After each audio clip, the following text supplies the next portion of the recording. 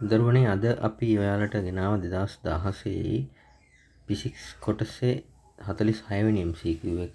ඒක අපිට දීලා තියෙන්නේ සමාන ප්‍රතිරෝධයක් ශ්‍රේණිගතව සම්බන්ධ කරලා තියෙනවා.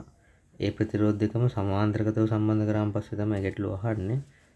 එතකොට ප්‍රතිරෝධ කිහිපයක් කෝෂයකට සම්බන්ධ වෙලා තියෙන වෙලාවදී අපි හැමතිස්සෙම කරන පොදු දෙයක් තමයි ඒ ප්‍රතිරෝධ පද්ධතියම ඉස්සෙල්ලා තනි ප්‍රතිරෝධයකට තුල්‍ය කරගන්න.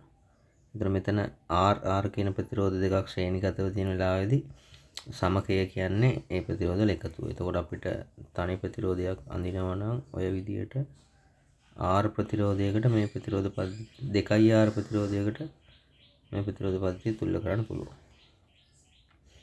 ඊට පස්සේ සමාන්තරගත සමාන ප්‍රතිරෝධ දෙකක් සමාන්තරගතව ඉන්න වෙලාවට සමකය කියන්නේ එක ප්‍රතිරෝධයකකින් භාගය. එතකොට R නම් මෙතන R බෙදීම දෙකක් වෙනවා. එතකොට අපිට දීලා තියෙන ප්‍රශ්නේ මෙතන ප්‍රතිරෝධක ශ්‍රේණිගතව තියෙන වෙලාවට ඒ දෙන්නගෙම උත්සර්ජන ක්ෂමතාව 12 වොට් කියලා. එතකොට අපිට මෙතන ගන්න තියෙන තර්කය තමයි 2R කියන ප්‍රතිරෝධී ක්ෂමතාව 12 වොට්. මගෙන් ප්‍රශ්නෙට අහන්නේ මෙන්න මේ R බෙදීම 2 කියන ප්‍රතිරෝධී ක්ෂමතාව කීයද කියලා. උතර තනි ප්‍රතිරෝධයක් කෝෂයක් එක්ක සම්බන්ධ වෙලාවේදී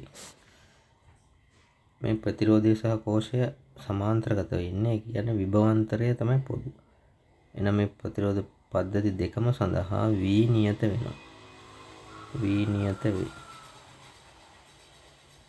ඒතර V කියන එකයි R කියන එකයි ක්ෂමතාවය සම්බන්ධ වෙන අපිට සමීකරණයක් තියෙනවා. P සමානයි V වර්ග බෙදීම R කියලා. එතන මේ සමීකරණයට අනුව V නියත නිසා P කියන එක සමානුපාතික වෙනවා 1ට Rට. ඒ කියන්නේ මේ දෙන්න අතර ප්‍රතිලෝම සම්බන්ධයක් තියෙනවා. එතකොට එක්කෙනෙක් වැඩි වෙද්දී එතකොට අපි ගමු P කියන එක්කෙනා වැඩි වෙන්නේ R කියන එක්කෙනා අඩු වෙනකොට.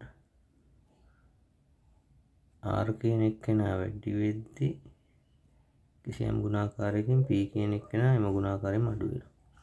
ඔතනයි තර්කය. එහෙනම් අපි මේ ගාන හදන්න තියෙන්නේ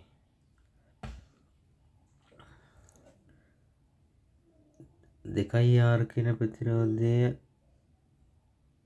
R කියන බෙදීම 2 බවට පත් වෙනවා කියන්නේ 4 ගුණයකින් අඩු වෙලා. ඒ කියන්නේ 4ෙන් බෙදිලා. එහෙනම් 12 වොට් කියන ක්ෂමතාව 4ෙන් ගුණ වුණොත් තමයි මෙන්න මේ අහන ප්‍රතිරෝධයේ ක්ෂමතාව වෙන්නේ. ඒ කියන්නේ 48. එතකොට වොට් 48 තමයි අපේ පිළිතුර වෙන්නේ. ඒ කියන්නේ එතකොට ගත්තා පස්වෙනි උත්තරය තමයි අපේ අවසාන පිළිතුර.